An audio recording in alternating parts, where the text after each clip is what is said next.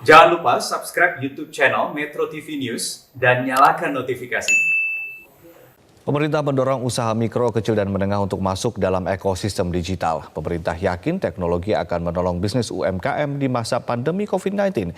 Dan untuk membahasnya kami mengundang Deputi Bidang Pengembangan SDM Kementerian Koperasi UKM, Arif Rahman Hakim, dan akan bergabung di segmen berikutnya pengamat pemasaran digital Yuswo Hadi.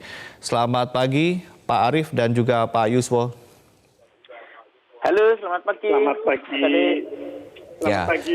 Baik, kita ke Pak Arif Rahman Hakim terlebih dahulu. Pak Arif, kalau kita lihat berdasarkan data dari LIPI, ini 47,13% pelaku UMKM hanya mampu bertahan hingga Agustus ini saja. Sedangkan 72,02% usaha diperkirakan akan tutup setelah November 2020. Bagaimana pemerintah melihat data tersebut, Pak? Ya, kami selalu memanfaatkan data-data dari berbagai sumber. Salah satunya dari LIPI ya. Memang kita perlu berhati-hati di dalam menggunakan data survei. Karena data survei itu kan pasti isinya berbeda-beda. Pada prinsipnya itu menjadi pengingat bagi kita bahwa permasalahan COVID ini memang dampaknya luar biasa bagi usaha menengah dan kecil ya. Baik. Jadi kami di Kementerian Koperasi juga mempunyai data yang bersumber dari survei kami. Baik. Dari sisi angka memang ada perbedaan, tetapi intinya memang dampaknya luar biasa kepada usaha mikro dan kecil ini pandemi itu. Baik, kalau data dari UMKM seperti apa Pak? Kalau tadi di LIPI katanya 47,13% hanya mampu bertahan hingga Agustus, bahkan November katanya 70% lebih itu kan akan tutup kalau memang keadaan masih akan tetap sama seperti ini. Dari kementerian sendiri mungkin ada data sendiri yang dari hasil survei? Ya, kami membuka call center ya yang sudah masuk ke kami itu jumlahnya sekitar 230.000 ya menyampaikan data-data kepada kami. Kalau di LIPI kan tadi surveinya menggunakan survei pendekatan survei cepat ya dengan responden juga sedikit. Ini penjualan dan permintaan memang mengalami penurunan sebesar 23,1%. Kemudian ada kesulitan bahan baku sebesar 19,08%. Distribusi juga ada hambatan pada saat PSBB 19,5%. Akses permodalan juga ada kendala sebesar 16,45%. Itu yang yang masuk pada kami ya. Memang kita tidak menanyakan sampai berapa lama kira-kira mereka akan bisa bertahan ya. Baik, tetapi dari survei yang tadi Anda mengatakan bahwa penjualan menurun 23% jika dibandingkan dengan data dari LIPI tadi, artinya kondisinya memang tidak seburuk itu ya kalau data dari kementerian ya? Iya, kalau data dari kami kondisinya memang tidak seburuk itu. Karena mungkin waktunya berbeda ya. Kalau di LIPI barangkali pas pendataannya pada saat PSBB benar-benar diterapkan. Baik. Pak, jika ini kalau kita lihat katakanlah jika kita menggunakan data dari LIPI ya, jika November benar-benar terjadi 72% UMKM terancam tutup, padahal UMKM selama ini adalah sektor yang paling tahan terhadap krisis selama ini. Apa yang akan terjadi Pak untuk ekonomi Indonesia? Pasti dampaknya kalau memang tutup ya, kalau memang tutup tentu dampaknya akan sangat tidak baik karena usaha mikro dan kecil ini jumlahnya banyak. Jumlahnya 99,6% dari pelaku usaha. Kemudian sumbangannya terhadap penyerapan tenaga kerja juga 97%. Sumbangan terhadap PDB juga signifikan 60%-an. Tentu apabila UMKM tutup ya bisa dibayangkan sendiri dampaknya pasti sangat tidak bagus buat perekonomian kita. Baik. Kalau begitu apa upaya dari pemerintah Pak untuk kemudian memitigasi ini terjadi? Kalau kita bercermin dari krisis-krisis sebelumnya, UMKM selalu jadi penahan krisis, tapi sekarang kan justru memang krisisnya berbeda karena memang pandemi, orang juga agak sedikit menahan untuk keluar rumah, untuk membeli sesuatu. Usaha dari pemerintah untuk tetap membuat daya tahan dari UMKM ini tetap memiliki daya tahan yang tinggi itu apa saja Pak? Iya, eh, untuk mengatasi supaya UMKM ini kemudian bisa bertahan dan bahkan bangkit, memang kita pemerintah melakukan pendekatan multidimensi lah ya, dari berbagai sisi. Ya. Kalau dari makronya kan pemerintah sudah meluncurkan program percepat pemulihan ekonomi nasional ya. Meluncurkan anggaran yang cukup besar 695,2 triliun ya. Baik. Ini untuk menanggulangi perekonomian dari banyak sisi ya, antara untuk kesehatan, perlindungan sosial, insentif usaha, dan salah satunya untuk UMKM sebesar 123,4 triliun ya. Ini terutama untuk membantu dari sisi suplainya supaya usaha mikro dan kecil bisa bertahan. Itu digunakan 123,4 triliun itu untuk subsidi bunga, untuk penempatan dana restrukturisasi, untuk belanja penjaminan ya, dan juga untuk pembiayaan di koperasi. Baik. Kemudian tentu dari data yang ada, UMKM ini juga tidak semuanya kemudian kolaps ya, malah ada yang tumbuh di sektor-sektor lapangan usaha tertentu. Itu kan ada yang malah tumbuh seperti misalkan untuk pertanian, ya, kemudian pengolahan hasil-hasil pertanian, untuk pemakanan beku, dan untuk logistik juga ada peningkatan ya. Jadi kami selalu mendorong dari Kementerian Koperasi kepada UMKM ini untuk selalu semangat, kemudian juga mencari peluang-peluang yang ada, karena memang terbukti banyak UKM yang kemudian bisa menyesuaikan dengan permintaan yang ada ya. Sebagai contoh misalkan fashion ya, mereka beralih dari yang semula membuat pakaian kantor ya, beralih ke masker, beralih ke pakaian rumahan, itu kemudian juga bisa bertahan ya. Ada yang kemudian beralih juga agak jauh ke kuliner ya, ini juga mereka bisa bertahan. Jadi intinya UMKM yang bisa bertahan di masa pandemi adalah mereka yang kemudian bisa memenuhi atau kondisi yang ada sekarang, fleksibel menyesuaikan bisnisnya dengan tuntutan yang ada sekarang. Baik, Pak Arief, terkait digitalisasi, Pak Arief, terkait dengan informasi dari Pak Menteri yang akan mengembangkan digital untuk UMKM. Bagaimana peta jalan dan bagaimana programnya, apa yang akan dilakukan oleh kementerian terkait ini? Iya, ini salah satu tadi UMKM yang sukses juga UMKM yang kemudian sudah menggunakan teknologi informasi, baik itu untuk pemasaran ya, maupun untuk akses ke permodalan, dan juga untuk kegiatan-kegiatan yang lain ya, untuk pengiriman, untuk logistik, untuk back office. Ini yang akan kami dorong pada yang sekarang ini prioritasnya adalah pemanfaatan teknologi informasi untuk pemasaran, karena tadi ada berdasarkan survei kami kan mereka ada kendala di dalam memasarkan produk-produknya. Kemudian kami juga memprioritaskan pemanfaatan IT untuk akses ke permodalan. Nah, tentu kegiatan digitalisasi ini tidak bisa kami lakukan sendiri. Kami berkoordinasi dengan stakeholder terkait. Dengan kementerian lembaga, tentu yang paling berperan di sini adalah Kementerian Kominfo ya, karena mereka harus menyiapkan infrastrukturnya. Kemudian dari sisi literasi digital juga kami berkoordinasi dengan Kementerian Pendidikan, Kementerian Ristek ya. Kemudian kalau dari sisi pemanfaatan tentu kami harus berkoordinasi, bersinergi dengan dunia usaha ya. Jadi setiap 2 minggu sekali kami mengundang stakeholder terkait itu. Dimulai dari dunia usaha, sudah mulai Pak Menteri, kita berdiskusi, kemudian merencanakan apa yang harus kita lakukan dalam waktu cepat supaya UMKM ini kemudian bisa terbantu di dalam pemasaran digital. Pak Arief Rahman Hakim, kita harus tahan terlebih dahulu. Nanti kita akan kembali berdiskusi. Nanti juga akan ada dari pengamat digital. Tetaplah bersama kami pemirsa, karena kami akan segera kembali usai jeda.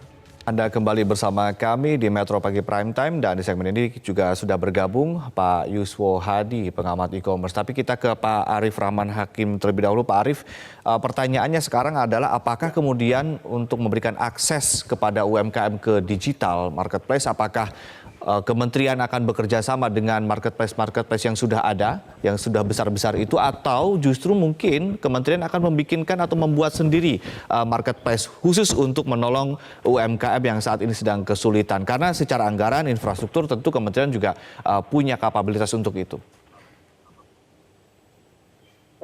Kami melakukan dua-duanya, Mas Adi. Jadi kita sekarang ini dengan marketplace yang sudah ada, kami mendorong agar mereka terus meningkatkan upayanya melalui pelatihan, melalui pendampingan, ya, melalui pelayanan konsultasi agar usaha mikro dan kecil ini semakin banyak yang terhubung dengan marketplace, ya. Antara dengan Bukalapak, Lazada, Shopee, Tokopedia, Gojek, dengan sayur box, ya, karena memang pertanian ini juga akan kita dorong optimal, karena di masa pandemi ini kan mereka punya peluang yang cukup besar.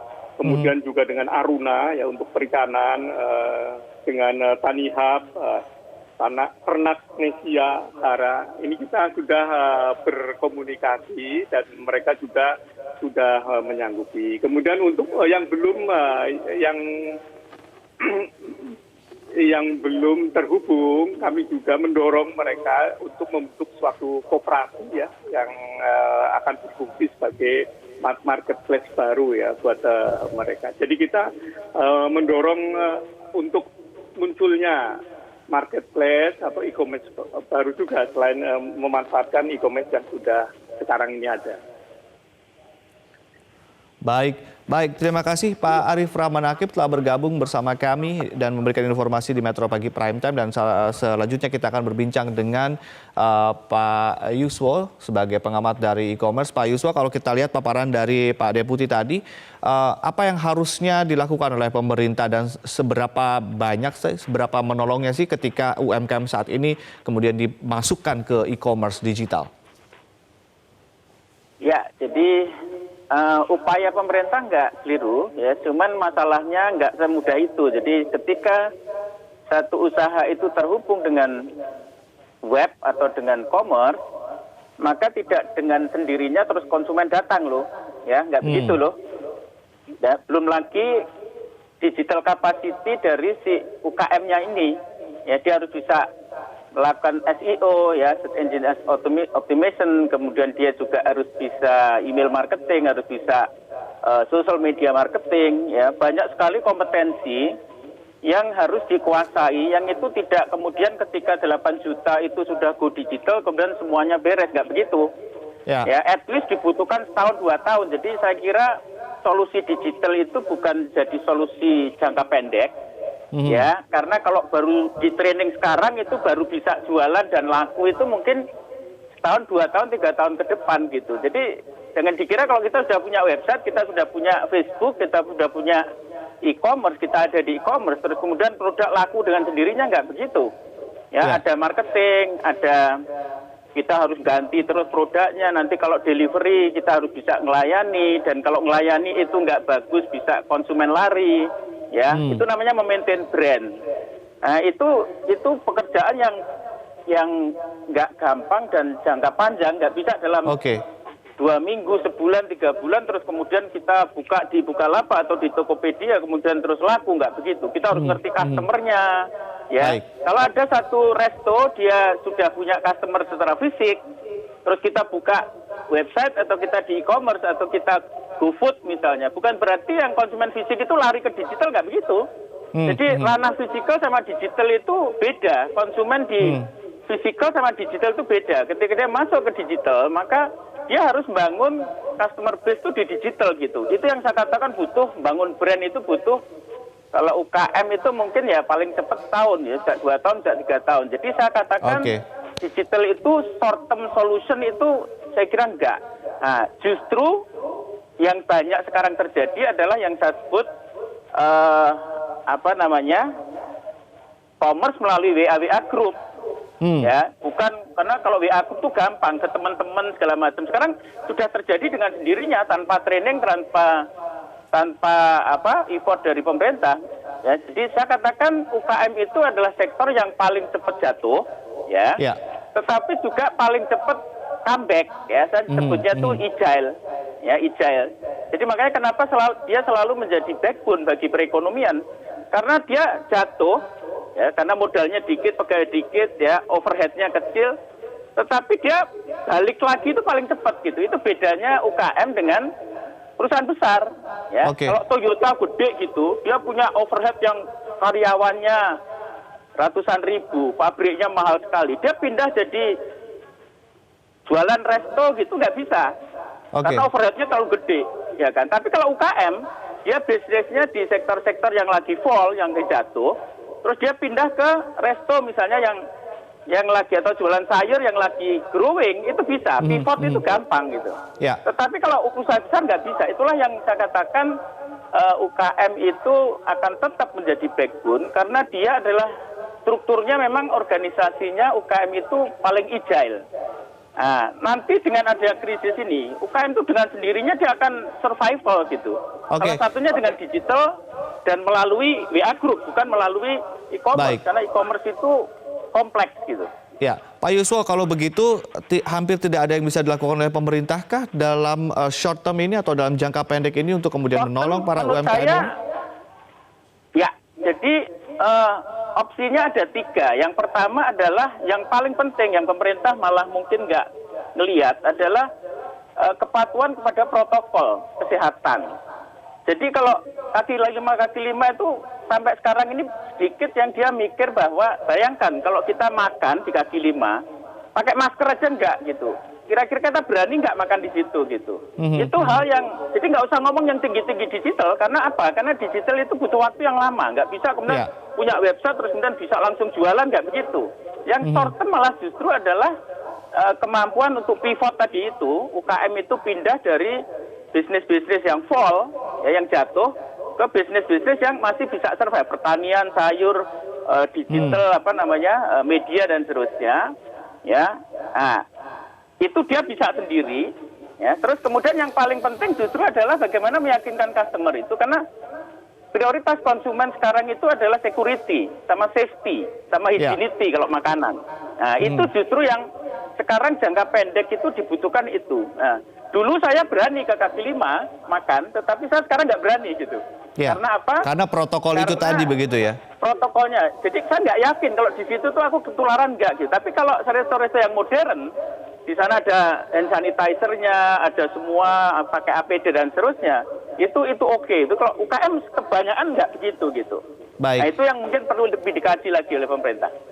Baik, artinya sebelum bicara untuk digitalisasi mungkin untuk jangka panjang 1 tahun 2 tahun ke depan, tapi harus segera dimulai. Tapi untuk jangka pendek ini protokol kesehatan dan juga pembinaan terkait itu ini yang kemudian paling penting begitu ya. Ini faktanya begitu ya. Jika bicara ekosistem digital, Pak Yuswo, apa yang saat ini perlu disiapkan dan dipercepat pembangunannya? Kalau kita bicara juga jangka panjang. Kalau melalui UKM sebenarnya sekarang channel-channel, betul kalau ngomong e-commerce itu memang end game-nya, ya, end story-nya, karena e-commerce itu kompleks. Untuk kita bisa bermain di e-commerce untuk UKM ya, itu memang kompleks. Ada marketingnya di situ, ada kita masang produk tiap hari, tiap minggu, terus kemudian fulfillment-nya, ya, kemudian delivery-nya dan seterusnya. Tetapi kalau kita ngomong UKM, ya, kalau kita ngomong ekosistem digital itu memang ada webnya, kemudian ada sosial medianya, ada SEO-nya, segala macam itu yang harus dikuasai oleh. Jadi kalau kita digital marketing, ya, maka yang pertama dia mesti harus punya website. Ini ideal ya, dia punya website, dia punya sosial media channel namanya, terus kemudian dia punya channel untuk e-commerce ya, komplit gitu. Itu yang mestinya harus dimiliki oleh UKM. Nah, kebanyakan sekarang yang paling powerful adalah justru sosial media. Ya, kayak IG, kayak Facebook, mereka jualan melalui sosial media. Website agak berat ya, tetapi memang dalam jangka panjang itu ekosistem itu harus dibangun. Itu di luar yang produknya sendiri. Agility, terus kemampuan produknya bagus. Karena orang milih di manapun, apakah digital atau nggak digital, itu yang dicari brand. Yang dicari adalah produknya bagus atau enggak. Kalau produknya nggak bagus ya nggak dipilih gitu. Baik, Ya, baik. itu juga mesti harus disiapkan. Not only di jualannya atau di digitalnya, tetapi juga di produknya atau brandnya atau kemampuan dia menggait customer. Baik, Pak Yuswo Hadi, terima kasih atas ulasannya dan bergabung bersama kami di Metro Pagi Prime Time. Ya. Mungkin nanti lain kali kita akan bicara lebih detail lagi bagaimana menolong Oke. atau menjaga agar UMKM ini tetap eksis dan juga tetap menopang perekonomian Indonesia di tengah pandemi. Terima kasih Pak Yuswo Hadi.